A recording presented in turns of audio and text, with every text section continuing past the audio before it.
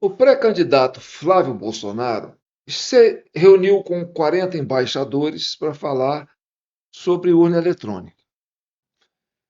E aí tem muita gente criticando ele falar sobre urna eletrônica, sobre a segurança do processo, né? E questionou algumas falas dele. Inclusive, até o Alexandre Garcia, né, tirou uma casquinha nisso. Um jornalista que eu admiro muito. Bem, eu acho que o Flávio não foi muito feliz, embora ele tenha todo o direito de fazer essas observações que ele fez. Uma questão que me chama a atenção é uma fala do presidente do PL, Valdemar da Costa Neto, dizendo assim: olha, o Flávio não estava preparado para ser candidato a presidente, né? Ele foi convidado pelo pai, porque era a saída que tinha. Então, o Flávio não estava preparado para ser presidente. Então, pode ser que o Flávio não se preparou para uma pergunta desse tipo, né? Talvez ele não tivesse atento para o detalhe da questão eleitoral, mas o fato é que ele recebeu muitas críticas, algumas críticas procedem, outras não procedem, mas nada impede que ele continue, né, tendo suas desconfianças, né, fazendo as suas reivindicações como candidato, né, que os embaixadores, né, propõem para que seus países, né, façam uma presença, acompanhe as eleições, né, com um olhar atento, mande representantes para acompanhar o processo eleitoral. Mas eu acho que o fato do Flávio não ter tido muita sorte na fala dele, né, o que precisa ser dito é o seguinte: o processo eleitoral no Brasil não é muito diferente do processo eleitoral da Venezuela. Não precisa falar de urna Smartmatic, não precisa falar disso, não. Né? A única vantagem que a Venezuela tem sobre o processo eleitoral brasileiro é que lá tem o voto impresso e aqui não tem. Então, para criticar o processo da Venezuela, entendeu? E achar que a nossa é melhor do que a da Venezuela, não. O processo eleitoral do Brasil ele é mais frágil do que o da Venezuela, porque lá tem o voto impresso e aqui não tem. E o voto impresso é mais uma garantia de contagem, né, paralela, onde você pode certificar, né, a veracidade dos votos eletrônicos. E foi isso que deu a Maria Corina, né, a certeza de que o candidato Edmundo Gonzalez foi vitorioso e aí foi preciso, né, capturar o Maduro por ter, né, se apropriado, né, de um poder que já lhe teria sido negado pelas urnas da Venezuela. E aí ele usou, né, o poder judiciário, né, do seu regime para autenticar, né, a sua vitória como se fosse ela legítima, né? Simplesmente porque a vontade do Conselho, né, eleitoral, que a justiça do Maduro dissesse não, é porque tem que ser o Maduro mesmo. Mas aí não interessa. O que que aconteceu foi que a comunidade internacional viu que sim, né, o processo eleitoral tem suas vantagens, porque pôde comprovar a vitória da Maria Corina, e aí ela acabou, né, conseguindo colocar a Venezuela nessa situação de transformação, né, que está em andamento. Bem, mas vamos falar do Brasil. Vamos falar do Brasil porque nós, aqui a Comissão Cidadã de Inquérito, e nós temos assim, uma não é que é, não é legal falar sobre processo eleitoral. É bom falar, tá certo? Mas é bom falar assim com fundamentos. Não é qualquer um que pode sair falando, vou criticar. Cada um acha uma coisa. E tudo bom. Cada um fala o que quer, cada um fala o que quer. Mas tem pessoas que são mais sérias e que estudam esse assunto com mais profundidade. E aqui a Comissão Cidadã de Inquérito, eu e alguns membros, né, esparramados pelo Brasil inteiro, fizemos um profundo estudo sobre isso, fizemos até um relatório sobre isso. Então, se o Flávio Bolsonaro tivesse consultado a Comissão Cidadã de Inquérito antes de falar, talvez ele teria mais argumentos sólidos para poder questionar, né, as questões que são importantes dentro do ponto de vista de garantir segurança no processo eleitoral. A primeira coisa que o Flávio tem que preocupar, se ele for o candidato, mesmo da direita, né? Porque a gente vê assim, essa é a minha visão, tá? O Lula tem mais de 50% de rejeição. Essa é a minha opinião. Eu acho que ele tem mais de 50% de rejeição. Então, no primeiro turno, ele consegue ali os seus 33%, 44%, né, de eleitores, tirando, né, vamos supor assim, tirando os votos de quem não vota, né? E o Flávio é uma segunda força política porque tem uma base forte, né, que dá o pé, que é o bolsonarismo, que é o reduto onde o Bolsonaro, o pai dele, tem voto. Então, essas duas forças políticas no Brasil estão muito consolidadas. O Lula tem sua base, o Bolsonaro tem sua base, e essas bases são fiéis. Por mais que entre uma terceira via e vão bater de frente aí com os dois, entendeu? Eles vão crescer nessa margem pequena, que não vai conseguir colocá-los no segundo turno. Por quê? Porque o segundo turno está dividido. É esses dois. São essas duas forças políticas que nós temos. O Flávio de um lado e do outro lado, né, o PT. Ou o bolsonarismo do lado e o PT do outro. Tá certo? Bem, no campo antipetista, ele é maior do que o campo petista. Então, vamos supor que 60% do brasileiro hoje é antipetista, não quer votar no PT, tá certo? Esse 60% está sendo disputado, né, pelos candidatos de direita, os de centro-direita e os de centro-esquerda, né? Então você tem aí, por exemplo, o Caiado tentando se enquadrar, se encaixar nesse eleitorado do antipetismo. Só que ele vai esbarrar, né, no limite que ele possa ter, porque ele não vai entrar no eleitorado do Bolsonaro. O Zema, a mesma coisa, né? E esses outros que estão aí, que eu já não sei qual, né? Estão falando por aí. Tem um cara aí do Missão também, que diz que ele vai brigar aí. Mas esse aí entra no eleitorado do centro-esquerda, não vai entrar no bolsonarismo. Porque quem bate no bolsonarismo acaba virando antibolsonarista e aí a turma fica brava com eles. Não adianta. E a mesma coisa todo mundo do PT. Quem é Lula, e se bater no Lula, o pessoal fica bravo com eles. Essa turma, isso não vira. Tá bom. Agora, você tem o quê? Você tem que a máquina pública, né, a máquina do Estado, o PT está aí na sua sexta, quinta administração, né? Então, o PT já está aí junto com o centro-esquerda, já estão operando aí há mais de 60 anos, com essa máquina pública na mão. Então, o funcionalismo público, federal, estadual, né, às vezes quase todo, né, é uma militância que se engajou aí.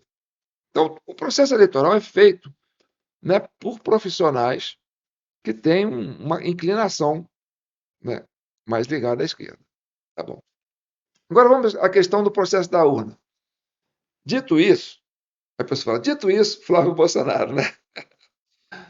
Dito isso, o que o Flávio tinha que preocupar, e aí qualquer um que seja da direita ou que seja antipetista, principalmente antipetista, tem que preocupar é com a fiscalização do processo. Não é pedir para o estrangeiro vir aqui e fazer uma fiscalização, não. É fazer a base política dele fiscalizar o processo.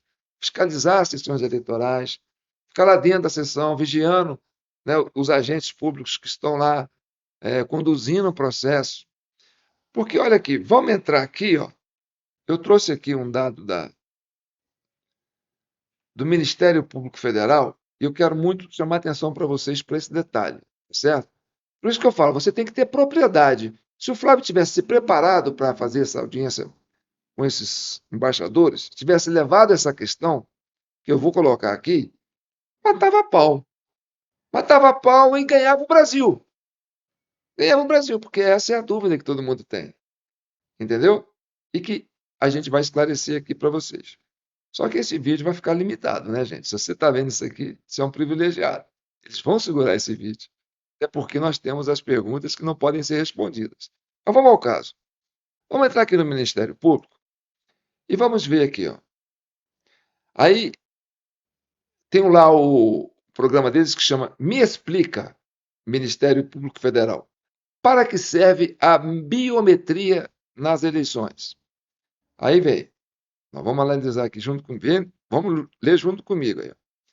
Ter biometria cadastrada na Justiça Eleitoral aumenta a segurança nas eleições e garante votação mais rápida. Olha a data dessa matéria aí, ó. 4 de maio de 2026, às 10 horas. Então, Procuradoria-Geral da República. Isso é coisa do Ministério Público Federal. Nós estamos falando aqui, né, não tem fake news aqui não. Então vamos lá. Assinar o caderno de votação na hora de votar é coisa do passado. Estou lendo o texto, viu, gente? Me acompanha aí. Tudo bem que isso ainda aconteça, mas só para os eleitores que não têm a biometria cadastrada na Justiça Eleitoral. Mas, afinal, para que serve essa verificação das impressões digitais? No Me Explica, Ministério Público Federal, de hoje, você vai entender a importância da biometria para a segurança e a transparência das eleições. A biometria é a identificação do eleitor por meio das impressões digitais. Esse sistema é usado pela Justiça Eleitoral desde 2008, quando o PT começou a ganhar as eleições, junto com a conferência de um documento oficial com foto, para tornar a votação mais segura. Bem, olha, aqui nós vamos fazer um comentário sobre isso. Quando ele fala, esse sistema é usado pela Justiça Eleitoral desde 2008, a sua biometria, junto com a conferência de um documento oficial com foto, para tornar a votação mais segura. Preste atenção, biometria você só tem uma. Volta para mim aqui. Biometria você só tem uma. É igual mãe. Mãe, você só tem uma. Então, biometria você só tem uma. Ninguém tem a sua biometria. Se você chegar lá para votar e falar assim, ó, eu sou eleitor dessa zona eleitoral aqui. Aí ele vai digitar seu número, o número do seu título. Entendeu? Aí tá. Agora você coloca sua biometria aqui, sua digital. Pronto. Identificou. Você é um eleitor. O sistema abre para você votar. Tá bom? Então vamos lá. Garante que cada pessoa vote apenas uma vez. Aí já estou nesses itens aqui, tá bom? Depois do segundo parágrafo. Aí vem. Garante que cada pessoa vote apenas uma vez. Impede que alguém vote no lugar do outro. A votação fica mais rápida, porque a pessoa não precisa assinar nada se a biometria for reconhecida.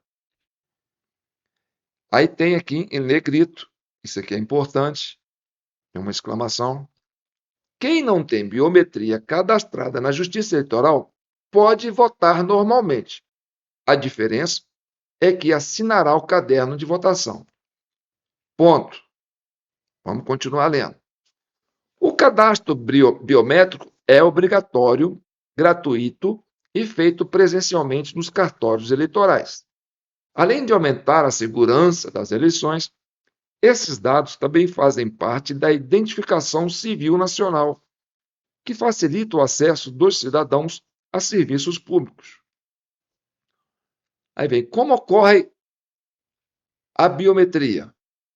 A identificação biométrica na Justiça Eleitoral começa com a coleta das impressões digitais, da assinatura e da foto do eleitor. Esses dados são registrados no cadastro eleitoral e, a partir disso, a digital passa a ser usada para confirmar a identidade na hora de votar.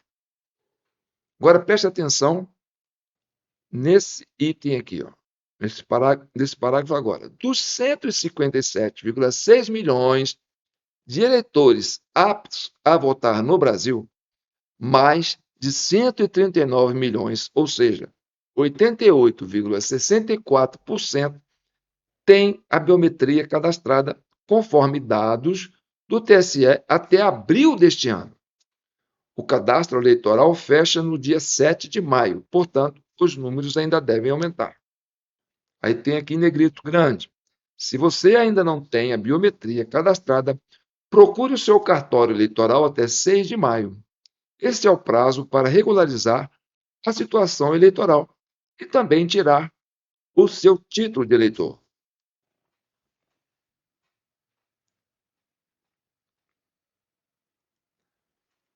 Vocês entenderam o que está escrito ali? Tá. Agora pensa comigo aqui uma coisa. Se você tiver um senso crítico, se você for um cara que tem assim um olhar mais atento, vai perceber que tem uma coisa ali que não está batendo, que não está fechando. Tá certo? Vamos nessa questão aqui. Presta atenção. Vamos lá. Aqui, quando ele fala que a biometria é a identificação do eleitor por meio de impressões digitais. Esse sistema é usado pela Justiça Eleitoral desde 2008. Aí você vem, garante que cada pessoa vote apenas uma vez. Impede que alguém vote no lugar do outro. A votação fica mais rápida porque a pessoa não precisa assinar nada se a biometria for reconhecida. Agora vem esse negrito aqui, ó. Vem esse negrito aqui, ó. Quem não tem biometria cadastrada na Justiça Eleitoral pode votar normalmente. A diferença é que assinará o caderno de votação. Vocês entenderam isso? Bem, se a digital é para garantir a segurança do processo eleitoral, quem não tem digital vai votar normalmente. Se a digital é para que ninguém vote no seu lugar, e se você não tem digital,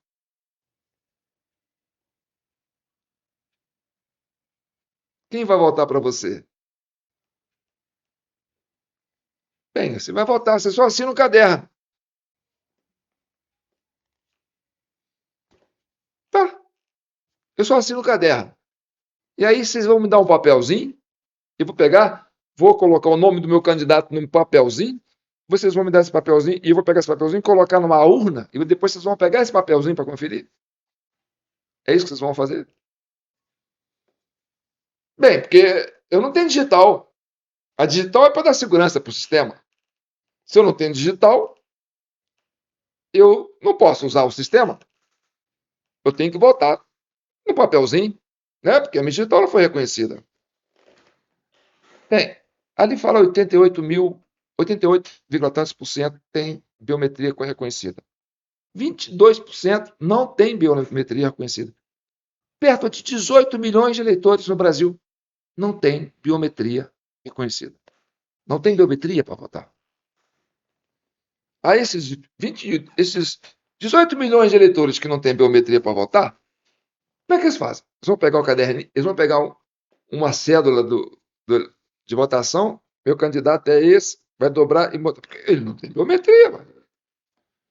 Se a biometria, para garantir a segurança do processo eleitoral, sem biometria, se eu votar, eu estou ferrando a garantia. Se 18 milhões de eleitores conseguem votar sem biometria, eles estão o quê? Eles estão quebrando o sistema de segurança da urna para votar?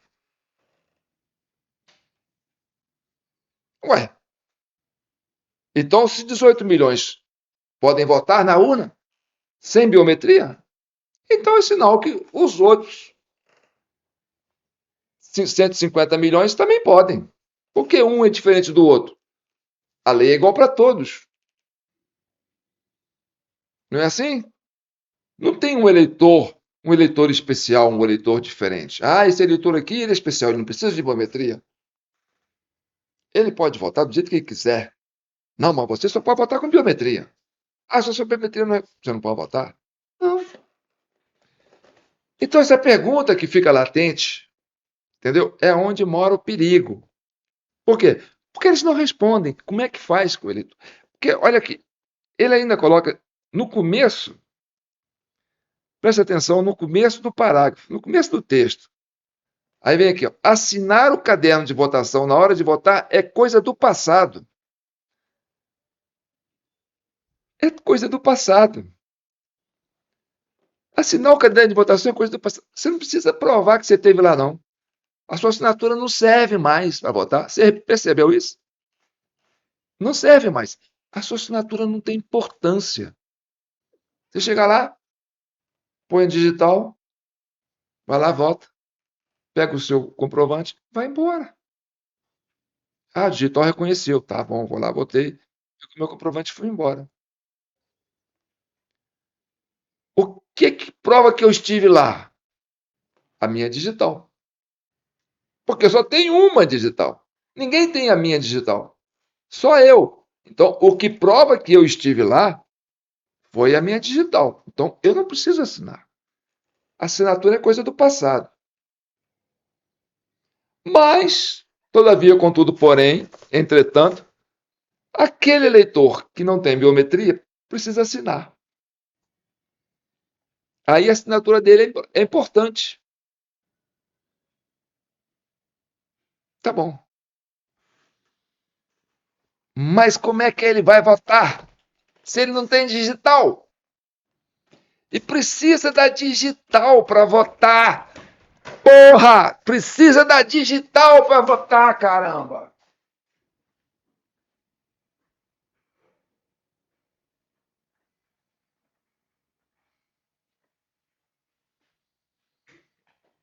Ah, desculpa de eu me exaltar. Mas essa é a pergunta que está na boca do povo. Precisa da digital para votar? Como é que eu voto se eu não tenho digital? Eu vou hackear o sistema da urna? 18 milhões de eleitores vão hackear o sistema da urna para votar, porque ele não tem digital. É eletrônico. O processo é eletrônico, é um sistema fechado, é criptografado, é uma camada de proteção indispensável. Você não consegue votar sem digital. Por quê? Porque a digital está ali para garantir. Aqui fala, ó, presta atenção. Ó, garante que cada pessoa vote apenas uma vez. Impede que alguém vote no lugar do outro. A votação fica mais rápida, porque a pessoa não precisa assinar nada se a biometria for reconhecida. Eu vou embora e votei sem assinar nada. Mas eu estive lá por quê? Porque eu só tenho uma biometria. Mas vamos lá. Eu não tenho biometria. Mas eu estive lá para votar. Ah, então você assina aqui. Eu assinei. O João não tem biometria, mas foi lá e assinou. Olha lá. Vai lá para você ver. Ele foi lá votar e ele assinou. Tá bom. Mas se eu não tenho autonomia para abrir a urna com a minha digital, como é que a urna abre para mim votar se eu não tenho digital? Quem que abre a urna para mim votar? Ah, o mesário abre a urna para mim votar. Ah, então o mesário tem acesso ao sistema da urna eletrônica? Ele consegue entrar na urna eletrônica com a digital dele? É isso. O mesário cadastra a digital dele no sistema da urna eletrônica no começo do processo. E quando você vai votar e a sua digital não funciona, meu amigo, você vota com a digital do mesário. 18 milhões de eleitores vão votar com uma digital que não é de vocês, que é de outra pessoa. Então, preste atenção nesse item aqui, ó. Impede que alguém vote no lugar do outro. Garante que cada pessoa vote apenas uma vez. Porque a sua digital é única. Mas é aí que você tem esse problema. 18 milhões de eleitores vão votar com a digital do mesário. Então o mesário tem poder absoluto sobre a urna. O mesário conhece o sistema. Ele pode burlar o sistema. Então, se o mesário pode fazer isso para um eleitor votar que não tenha digital, e esse eleitor tem que assinar. Agora, o eleitor que não tem que assinar é porque a digital dele foi reconhecida. Agora nós vamos no caso do mesário. Se a digital do mesário for reconhecida, ele precisa assinar? Hein? Se cada vez que alguém for votar sem biometria, o mesário põe a digital dele, e aí a digital dele abre a urna para votar, e aí não precisa, ele precisa assinar? Não. Agora vamos supor que sua biometria funcione, mas você não foi votar, mas a biometria do mesário funciona. E aí o mesário põe a digital dele lá, pega o seu título, o número do seu título, está lá no caderno, digita no seu título, coloca a digital dele e vota no seu lugar. A digital do mesário funcionou, foi reconhecida, então ele não precisa assinar por você. E aí você fala assim, cara, mas eu não fui lá votar, mas apareci, eu fui justificar meu voto, cheguei lá, eu já tinha votado. Eu falei, mas como? Eu não estive lá, eu não estive lá. Quem votou no meu lugar? Essa pergunta foi feita no, por um dos ministros mais proeminentes da nossa Suprema Corte. Chama-se o decano Gilmar Mendes. Ele comentou isso numa sessão lá do TSE, ou do STF. Olha, teve o caso que o rapaz foi justificar e já tinha votado. Tem um inquérito sobre isso. Essa é a questão que tem que ser colocada. Eu estou com 27 minutos de vídeo, eu acho que eu falei bastante. Então, se o Flávio não teve essa capacidade de questionar isso, questione vocês. Questione vocês. Entendeu? É importante que a gente saiba sobre isso. E eu vou falar no próximo vídeo ainda alguma coisa sobre isso que vai dar razão e vazão para a minha preocupação. Ou seja, o, o Flávio, ou qualquer candidato que não seja petista, porque a gente entende, né, que esses operadores trabalham de mesários, que é voluntário, uma boa parte é voluntário. No Nordeste, então, onde a fiscalização é mais precária, onde o grau de ensino, de instrução é mais precário, principalmente no interior, onde não tem capacidade de fiscalizar esse trabalho dos mesários, né? Isso é possível acontecer? Então, é importante, se você é antipetista e quer mudar esse país, quer tirar a mão desse colocado como regime, você tem que ter essa preocupação. Você tem que estar lá fiscalizando a ação do mesário, porque ele tem esse poder. Tá certo? Então tá bom. Eu sou João Paulo Guimarães, falando direto do Sono do Rei, capital brasileiro da liberdade. Aqui é Minas, e Minas é um estado de espírito. Libertas, ainda que tardia. Primeiro compromisso de Minas é com a liberdade. Esse é o vídeo 1045. Olha, já temos 1045 vídeos. Nossa especialidade é isso. É o 8 de janeiro do sistema eleitoral. Para isso, nós criamos essa comissão. E tem muitas pessoas sérias trabalhando nessa comissão. Não pense que eu estou aqui sozinho, não, esse velho camelô aqui que parou de fazer seus brinquedos, vai ficar aqui falando uma abobrinha para vocês. Não, tem muita gente séria, né, junto com a gente aqui por trás, trabalhando, para a gente poder criar essa consciência em vocês, pacificar o país. Tá bom? Então você tem a força política da esquerda, que é o petismo, né, que tem a máquina na mão, que tem essa capacidade de estar aparelhando o sistema eleitoral. E você tem essa base antipetista, que corresponde perto de 60% da população, que quer sair desse círculo vicioso, mas tem ali uma base dentro desse antipetista, que é uma base bolsonarista que ganhou densidade e hoje é a que pode chegar no segundo turno para rivalizar com o PT. Aí se vai ser Flávio, se vai ser Michele, se vai ser qualquer... bolsonarismo tem que decidir. A minha opinião, talvez uma chapa boa seria Flávio com Michele, né? Ou vice-versa, Michele com Flávio. Porque para pensar, o Flávio, como diz o, o Valdemar da Costa Neto, né? Não está preparado, ele não se preparou para isso.